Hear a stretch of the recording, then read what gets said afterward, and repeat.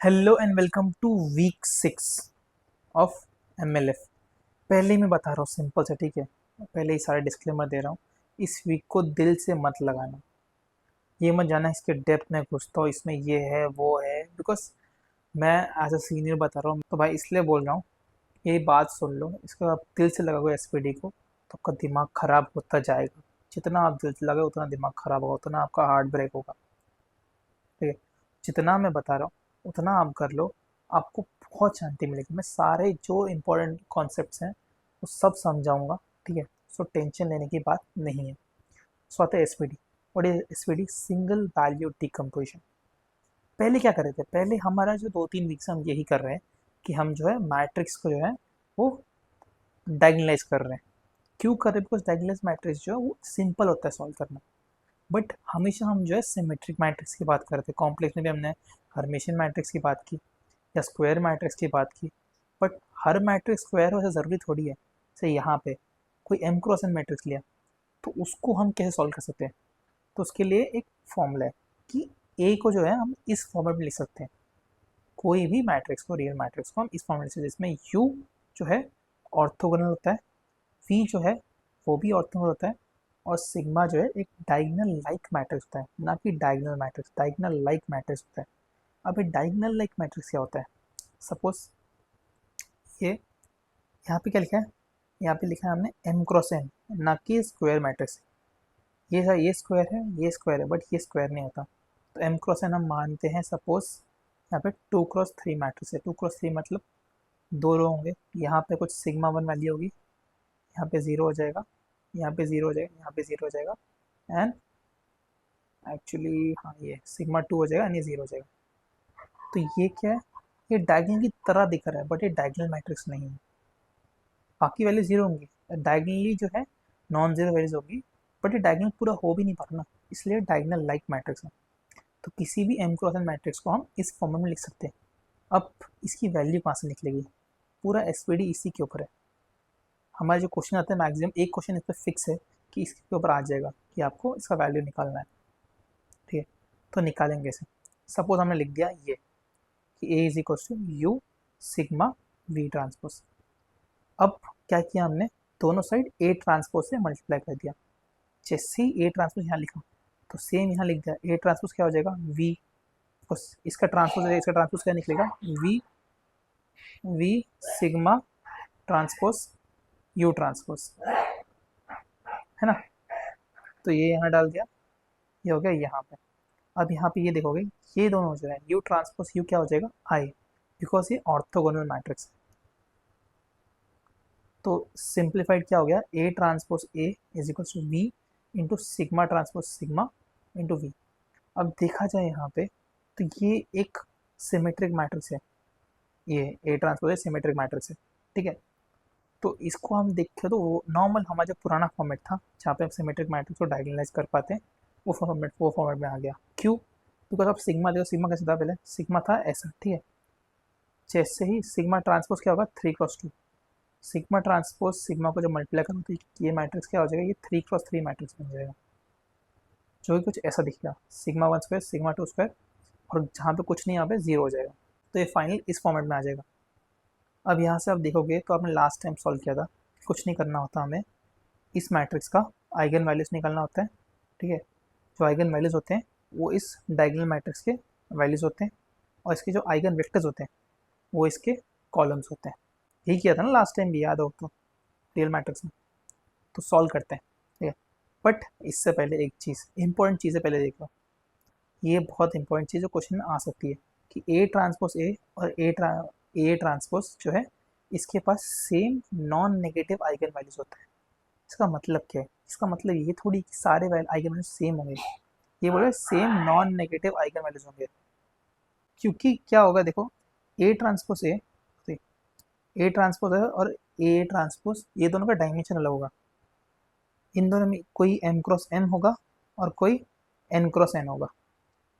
तो इन दोनों से जो बड़ा होगा उसके पास जो है क्या होगा, सॉरी, जो छोटा होगा उसके पास जो है आइगन वैल्यूज होंगी, ठीक है। लेट्स सपोज हमने माना कि ए ट्रांसपोज है, इसका हमने सॉल्व किया, इससे हमें आइगन वैल्यूज निकली 5, ठीक है। और जैसे हमने ए ट्रांसपोज सॉल्व किया, इससे हमने आइगन वैल्यू निकली, इसमें ये 10×10 है, तो इसके जो 5 आइगन वैल्यूज़ हैं और इसकी जो 5 आइगन वैल्यूज़ है वो सेम रहेंगी। बाकी क्या हो जाएंगे, बाकी आइगन वैल्यूज 0 हो जाएंगी। क्या बोला मैंने कि जो छोटा वाला है उसकी जितनी आइगन वैल्यूज होगी वो सेम आइगन वैल्यूज इनके पास होगी, बाकी सारी आइगन वैल्यूज 0 हो जाएगी। ठीक है, तो ये क्वेश्चन आ सकता है बहुत बार कि ए transpose A have same non negative eigen values. अब दूसरी चीज़, इस इक्वेशन को हम जो है अगर सिंप्लीफाई करें तो एक एक कॉलम के हिसाब से तो इस फॉर्मेट में लिख सकते हैं। ये फॉर्मेट भी ज़रूरी है, आ सकता है शायद से, आई डोंट नो, कि A is equal to sigma. क्या है, सिग्मा हर एक कॉलम का वैल्यू है।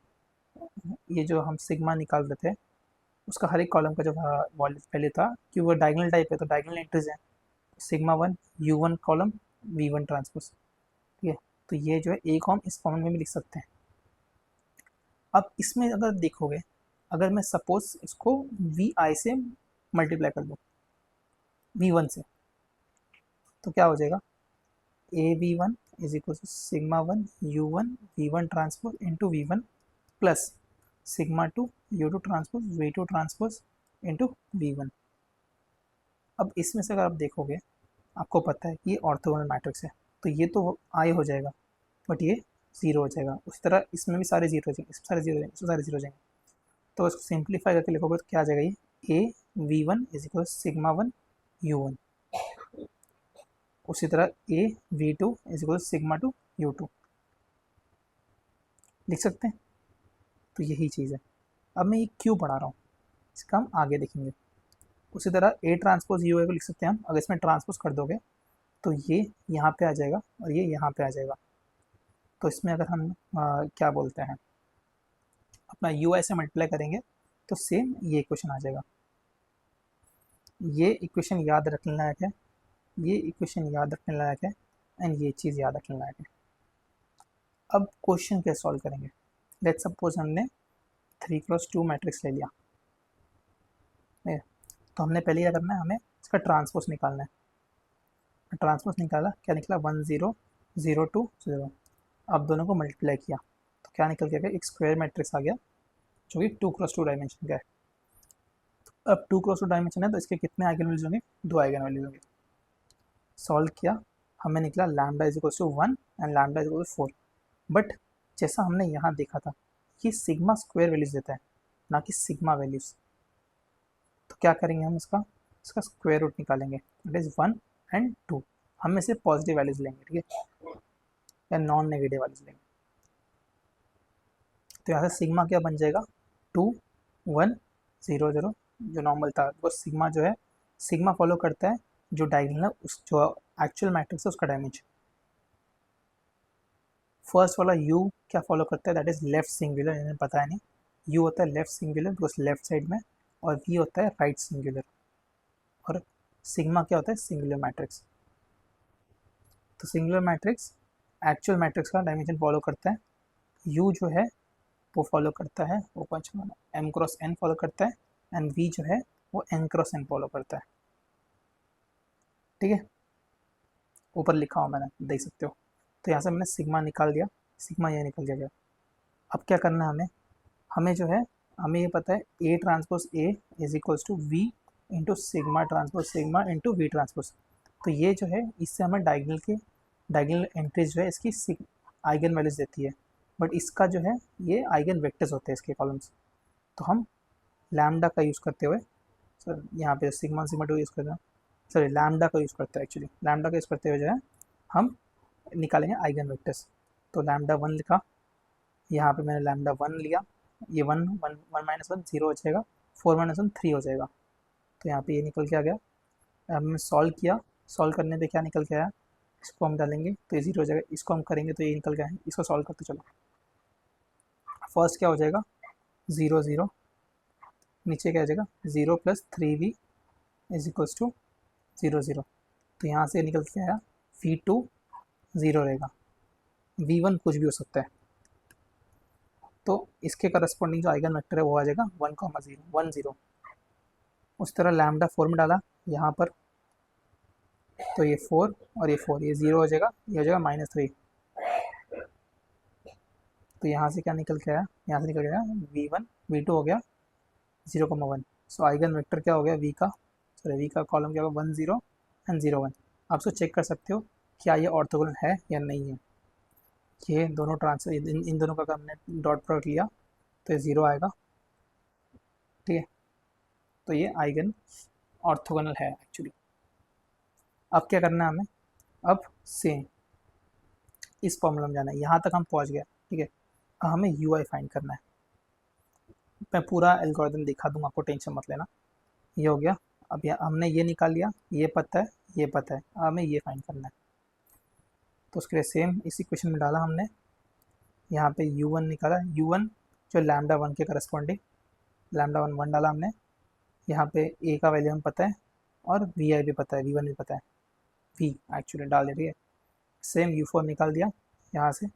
अब जो है यहाँ पे एक मेन चीज़ आती है, दैट इज़ हमें दो कॉलम तो मिल गए, बट m जो है, m क्या है 3 है,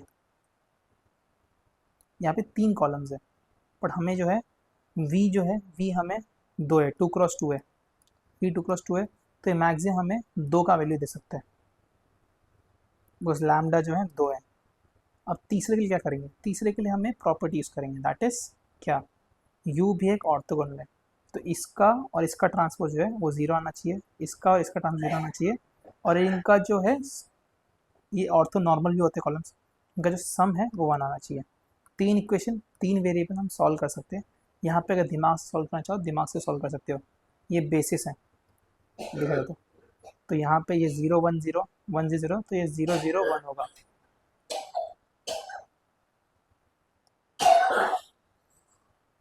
ठीक है, तो यहाँ से क्या निकल के आया, u इज इक्वल 0 1 0 1 1 0 0, q निकल गया, v निकल गया, सिग्मा निकल गया, बस यहाँ पे क्वेश्चन हमने डाल दिया। इसका फुल स्टेप बाय स्टेप में लिख के दिखाता हूँ आपको। एल्गो ऑफ एसवीडी, वो क्या बोलते हैं, पहले निकालो ए ट्रांसपोज है, ठीक है, जो कि एन क्रॉस एन मैट्रिक्स होगा, जो कि सिमेट्रिक होगा, इसकी आइगन वैल्यूज सारी ग्रेटर देन 0 हो, ग्रेटर देन इक्वल 0 होगी। उसके बाद कंप्यूट करो आइगन वैल्यूज कंप्यूट किया हमने, सिंगुलर वैल्यूज क्या होंगी, रूट ऑफ दैट। अरेंज करना हमें डिसेंडिंग ऑर्डर है, मतलब यहाँ पे जो है डिसेंडिंग बड़े से छोटा तो जाना है। उसके बाद compute right singular matrix, that is V I हम आइगन वैल्यूज के आइगन वेक्टर्स के थ्रू कंप्यूट कर सकते हैं, जो कि एक एन क्रॉस एन मैट्रिक्स होगा। अब लेफ्ट सिंगुलर के लिए हम इस इक्वेशन को यूज़ करेंगे, जो कि एन क्रॉस एन मैट्रिक्स होगा। अगेन ये सारे जो है ऑर्थोगोनल मैट्रिक्स होंगे। Now construct sigma normal singular values डालते हुए एम क्रॉस एन मैट्रिक्स बनेगा, एंड दैट्स इट। यहाँ से हमें सिग्मा मिल गया, लेफ्ट सिंगुलर राइट सिंगुलर मिल गया, आंसर डाल दो। इतना ही है इसमें, इससे ज़्यादा दिमाग मत लगाना। अब आते हैं नेक्स्ट पॉइंट पे, that is positive definite matrix या पॉजिटिव डेफिनेट फंक्शंस। अब इसका काम क्या है पहले ये देखते हैं। आपको पता है नॉर्मल हमने पॉलिनोमियल रिग्रेशन मॉडल्स होते हैं, ठीक है, वो क्या करते हैं, वो ढूंढते हैं कि उनका जो फंक्शन है उनका एरर सबसे मिनिमम क्या है। अब उसको ढूंढने के लिए क्या करेंगे, वो फंक्शन के स्टेशनरी पॉइंट पे जाएंगे, वहाँ पे चेक करेंगे यहाँ से फंक्शन ऊपर जाते वक्त फंक्शन बढ़ रहा है या घट रहा है। उसके बेस पे जो है ये निकाल देगी, ये पॉइंट जो है ये हमारा सबसे मिनिमम एररलेस एरर पॉइंट है, सॉरी, ठीक है। तो अब आते हैं नेक्स्ट चीज पे, that is positive definite matrices या पॉजिटिव डेफिनेट फंक्शंस। अब इसका काम क्या है पहले ये देख लेते हैं। आपको पता है रिग्रेशन मॉडल्स होते हैं, ठीक है, उनका काम क्या होता है, वो अपने मिनिमम एरर को ढूंढते हैं। और एरर मिनिमम कैसे ढूंढेंगे, उसके लिए वो फंक्शन के मिनिमम पॉइंट पे जाते हैं। उसके लिए ये सारी चीज़ जो अंदर होती है इसको हम आज देखेंगे। सपोज एक फंक्शन है, मल्टीवेरिएबल फंक्शन है, इसका मिनिमम फाइंड करना क्या करना पड़ेगा दोस्तों, सबको पता है कि डेरिवेटिव निकालो, बट यहाँ पे 2 हैं इसलिए पार्शियल डेरिवेटिव एक्स के across and partial derivative Y के अक्रॉस। जैसे हमने निकाला, इसको इक्वल टू 0 किया, तो ये क्या मिल गया, हमें स्टेशनरी पॉइंट मिल गया, जहाँ पे फंक्शन डिसाइड कर रहे हैं कि यहाँ से ऊपर जाते वक्त क्या मिनिमम है या मैक्सिमम है या सैडल पॉइंट है। सैडल पॉइंट क्या होता है, सैडल पॉइंट वो पॉइंट होता है जिसके आस जिससे सपोज ये फंक्शन है, ठीक है, मैं बोली ये पॉइंट, अब ये पॉइंट जो है सैडल पॉइंट है, क्यों, बिकॉज यहाँ से ऊपर जा रहे हो तो फंक्शन बढ़ रहा है, नीचे जा रहे हो तो फंक्शन घट रहा है, तो उसको पता नहीं कि यहाँ पे क्या है, अब आते हैं positive definite function. A function that vanishes at 0,0 is strictly positive at other point is called positive function. कोई फंक्शन जो 0,0 पे 0 हो जाए और बाकी सब पॉइंट पर जो है वो स्ट्रिक्टली बढ़ते ही रहे, तो उस फंक्शन को क्या बोलेंगे हम? Positive definite function. जैसे x square plus y square, इसके आप कोई वैल्यू डालो आगे, ये बढ़ेगा ही बढ़ेगा, है ना? गुड। अब एक और चीज, a function is positive definite if and only if A is greater than 0 and A C is greater than B square. इसको मैं प्रूव करता हूँ 2 मिनट। सपोज एक फंक्शन है हमारे पास ऐसा, ठीक है। अब इसको चेक करना है कि इसके क्या कंडीशन होंगे ए, बी और सी के, जिससे हम बोल सकते हैं ये पॉजिटिव डेफिनेट है या पॉजिटिव सेमी डेफिनेट है या पॉजिटिव इनडेफिनेट, जो भी है, ठीक है। तो इसको ऐसे तो नहीं पता पड़ पाएगा, तो क्या करेंगे हम? इसको स्क्वायर के फॉर्मेट में लाएंगे। हम क्या करेंगे, जैसे यहाँ पे इस फंक्शन को लिया, हमने क्या किया, दोनों साइड से B square by A into Y square से प्लस और माइनस किया, ठीक है। अब जैसे ही इसको सॉल्व करोगे, यहाँ से हम इसको इस फॉर्मेट में ला सकते हैं जहाँ पे स्क्वायर होगा, एक्चुअली स्क्वायर हो जाएगा। इसको सॉल्व करोगे तो कैसे निकलेगा? ये हो जाएगा x square plus 2xy b by a plus b square by a square y square into a. इसको सॉल्व करोगे देखिए निकलेगा a x square plus 2 b x y plus b square by a y square, जो कि same इसकी तरह है, ठीक है। इसको पहले माइनस हटाते हैं, 10 सेकेंड, क्लीन रखना है। तो यहाँ से हो गया, ये निकला है स्क्वायर और ये निकला है ऐसे, इसको ऐड कर दिया। अब यहाँ से बताइए फंक्शन के बारे में तुम क्या बोल सकते हो? अगर ए पॉजिटिव है और ये भी पॉजिटिव है, तो ये फंक्शन हमेशा ग्रेटर देन 0 होगा अनलेस एंड अनटिल एक्स और वाई 0 हो जाए, है ना? तो यहाँ से हम क्या बोल सकते हैं, ये फंक्शन कब पॉजिटिव होगा? जब ए ग्रेटर देन 0 है and C minus B square by A greater than 0 है। इसका मतलब क्या है? अब अगर इसको अगर यहाँ पे लिया तो क्या हो जाएगा, ये a C is greater than B square. यदि मैं बोल दूँ कि ये 0 हो जाए, ठीक है, ए सी माइनस बी स्क्वायर जो है 0 हो जाए, तो ये पूरा फंक्शन 0 हो गया। अब पूरा फंक्शन किस पर डिपेंड करता है? इस पर। अब इसमें क्या बोल रहा है, अगर ए ग्रेटर देन 0 है तो ये positive semi definite. Semi definite का मतलब क्या है कि ये इक्वल टू 0 भी हो सकता है। डेफिनेट का मतलब हमेशा ग्रेटर देन 0 होगा, सेमी डेफिनेट का मतलब ग्रेटर देन इक्वल 0 हो सकता है। तो यहाँ पर अगर ए पॉजिटिव है तो ये फंक्शन के डिपेंड करता है एक्स और वाई पर, इसके अंदर एक्स और वाई पर डिपेंड करता है कि अगर ये छोटा हुआ ये बड़ा हुआ तो ये ऊपर नीचे 0 हो सकता है, ठीक है। बट हमेशा ये 0 से ही तो बड़ा ही होगा, या तो 0 है तो 0 बड़ा होगा। बट अगर ये नेगेटिव हो जाए, ठीक है, तो ये तो हमेशा पॉजिटिव रहेगा, बट ये नेगेटिव है तो ये हमेशा लेस देन और इक्वल टू 0 होगा। इक्वल टू 0 कब हो जाएगा? जब ये दोनों एक दूसरे को मार दें, ठीक है। तो इस फंक्शन को याद रखोगे तो आपको सब समझ जाएगा। अगर ए ग्रेटर देन 0 है और अगर ये 0 है तो सारा चीज़ इस पर डिपेंड करता है। अगर ये एक दूसरे को मार दें तो ये 0 हो जाएगा, वरना हमेशा ग्रेटर देन 0 होगा। अब एक और चीज़, ठीक है, सपोज ये लेस देन 0 हो जाए, ये लेस देन 0 हो गया, ठीक है, बट ये ग्रेटर देन 0 है, ए ग्रेटर देन 0 है और a c minus B square is less than B square. तो अब इन दोनों में फाइट चलेगी। ये दोनों, अगर ये बड़ा हुआ ये छोटा हुआ, तो डिपेंड करेगा कि कौन जो है कहाँ जाएगा। तो ये हो जाएगा सेटल पॉइंट, ठीक है। जब a C is actually less than B square तो सैडल पॉइंट हो जाता है। यहाँ पे डिपेंड करता है कहाँ पे जा सकता है फंक्शन, जहाँ तुम जाओगे वहाँ ले जाएगा इस फंक्शन को, ठीक है। आई होप समझ गए। अब इस फंक्शन को जो है एक मैट्रिक्स फॉर्म में कन्वर्ट कर सकते हैं, जो कि सिमेट्रिक मैट्रिक्स होता है। अगर इसको आप कन्वर्ट करना चाहोगे तो ये ऐसा दिखेगा कुछ, जो कि यहाँ पे एक सिमेट्रिक मैट्रिक्स बन रहा है। अब अगर हमें सिमेट्रिक मैट्रिक्स के फॉर्म में अगर हमें डिफाइन करना है कि कौन सा पॉजिटिव डेफिनेट है कौन सेमी डेफिनेट है, तो उसके लिए तरीका होता है यहाँ पर। सपोज ये फंक्शन, ठीक है, अब इसके आइगन वैल्यूज निकालते हैं हम। आइगन निकले ऐसे निकालोगे फंक्शन में, यहाँ से ये फंक्शन ऐसे निकल के आ गया। अब यहाँ से आपको पता है कि रूट्स जो होते हैं, रूट्स का सम जो होता है, अल्फा बीटा का सम जो होता है वो माइनस बी बाई ए होता है, जिस जहाँ पे ए एक्स स्क्वायर प्लस जो आप क्वाड्रेटिक फॉर्म सॉल्व करते हैं उसमें, ठीक है। तो अल्फा प्लस बीटा क्या होता है? Minus B by A, and alpha into beta क्या होता है? सी बाई ए, ठीक है, जहाँ पे a x square plus b x plus c. इस फॉर्मेट में, है ना। तो अगर यहाँ पे देखोगे तो यहाँ पे अल्फा इंटू बीटा क्या है, ए सी माइनस बी स्क्वायर। और हमने पहले लिखा था ए सी माइनस बी स्क्वायर जो डिटरमाइनिंग फैक्टर होता है, और ये a c minus B square क्या है, ये डिटर्मिनेंट है इसका। तो इसका मतलब क्या है, यदि डिटर्मिनेंट ग्रेटर देन जीरो है, ठीक है, और ए ग्रेटर देन जीरो है किसी मैट्रिक्स का, तो वो पॉजिटिव डेफिनेट होगा, है ना, अभी हमने देखा था।